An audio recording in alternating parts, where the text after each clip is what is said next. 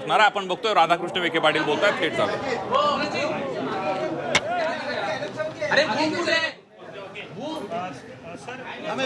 विनायक थांब एक मिनिट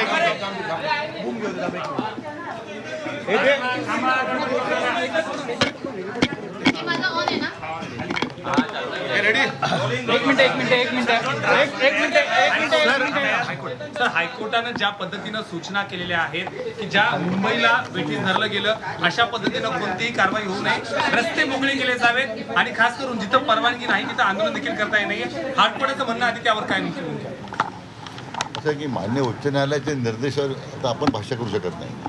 जी काय अप्रोप्रिएट अथॉरिटी जी आहे त्या संदर्भात ती काही आवश्यक हायकोर्टाच्या निर्देशाप्रमाणे कारवाई करेल. मसुद्याचे मुद्दे आपण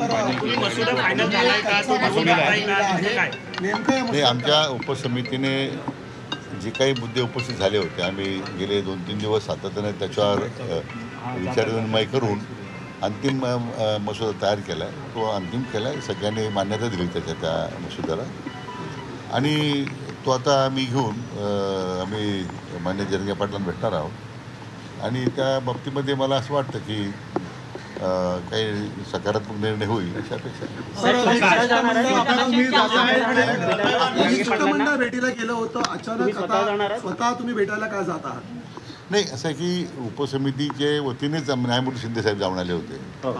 त्याच्यातून उपस्थित केलेले मुद्दे शेवटी उपसमिती जी आहे ती मंत्रिमंडळानं एम्पॉवर केलेली समिती आहे, शेवटी निर्णय समितीला घ्यायचे होते आणि म्हणून न्यायमूर्ती शिंदे साहेबांच्या समितीने ज्या गेल्यानंतर चर्चा केल्यानंतर जे मुद्दे उपस्थित झाले आहेत त्याच्यावर समितीने गेले 2-3 दिवस मग कायदेशीर मत घेतलं. शिंदे साहेबांचं मत परत त्याच्यावर त्यांचीही चर्चा केली.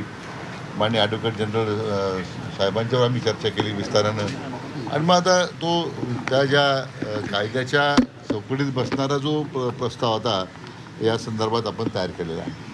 पण तुम्ही स्वतः आता जाणार आहात, त्यानंतर देखील कोण शिष्टमंडळात असणार आहे? आता तुम्ही जर भेटीला जाणार आहात आता माझ्या समेत आमचे समिती सदस्य शिवेंद्रराजे भोसले साहेब आहेत, माननीय जयकुमारजी आहेत, गोरे आहेत, माणिकराव कोकटे साहेब ते जॉईन होत आहेत आम्हाला, कारण आता हे सगळ्या अचानक घडामोडी सगळ्या घडल्यात. बाकी मात्र सगळे सन्माननीय मंत्रिमंडळातील सदस्य या सगळ्या प्रक्रियेमध्ये आहेच आहेत. गेले 2-3 दिवस काही होते, काही ऑनलाईन होते, पण या सगळ्या चर्चेमध्ये त्यांचा सहभाग होता आणि आमच्या विभागाचे सगळे मग सामाजिक न्याय विभागाचे सचिव किंवा आमच्या विभागाचे सचिव जे म्हणजे उपसमितीचे सदस्य सचिव आहेत ते मग वेगवेगळ्या विभागाचे जे अधिकारी त्या समितीचा आपण घेतलेले आहेत ते सगळेच त्या ठिकाणी हजर राहतील. पण तुम्ही गेल्यानंतर मागे घ्यावं म्हणून मसुद्यात नेमकं काय दिलेलं आहे? नाही, मला वाटतं आपण ती चर्चा आता करण्यापेक्षा एकदा आम्हाला त्यांच्याशी चर्चा करू दे. मला वाटतं ती चर्चा झाल्याच्या नंतर मग तो प्रसिद्ध तो पब्लिक डोमेनमध्ये येणारच आहे. परंतु आम्हाला विश्वास आहे की शासनाच्या या भूमिकेमुळं मान्य जरंगे पाटील समाधानी होतील अशी आमची अपेक्षा आहे. गंभीर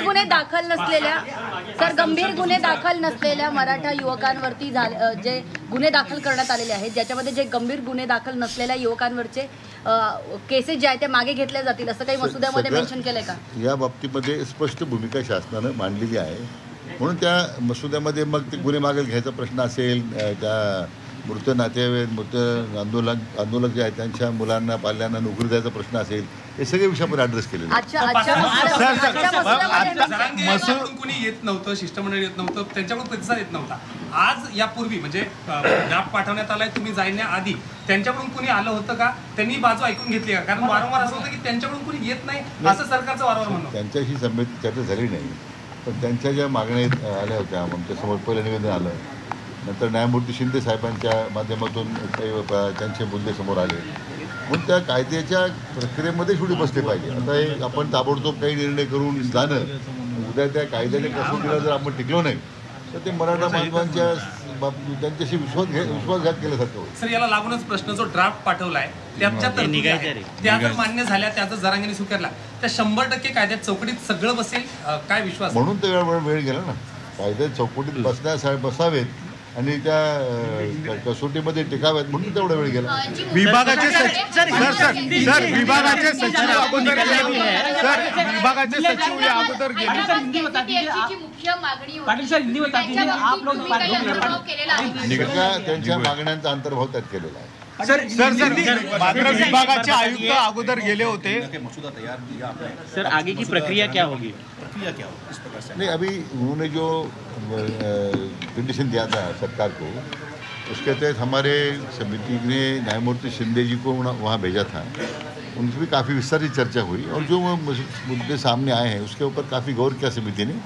हमारी उपरी समिति ने गेले 2-3 दिन से काफ़ी पहल की, यानी जो जुडिशरी एंगल से भी देखा है.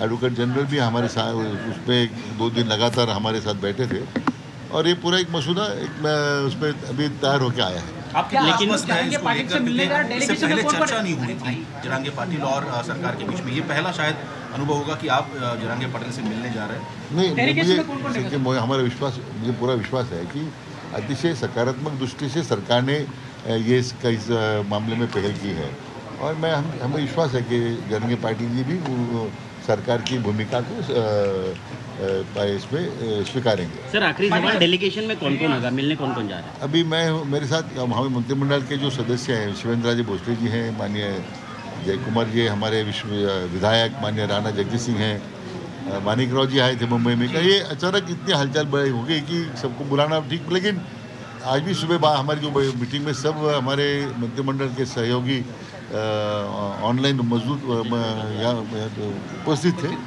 और सबका एक मैं खुशी है इस बात की कि एक सर्वसम्मति से इसको अभी उसको हमने मंजूरी दी है. सर ड्राफ्ट में कंटेंट क्या रहेगा उसके बारे में क्या कहना है? तो अभी ड्राफ्ट उसका तो उनको देने के बाद तो आपके सामने निकाल जाएगा. क्या हुआ कि प्रतिनिधिमंडल आप लोगों ने भेजा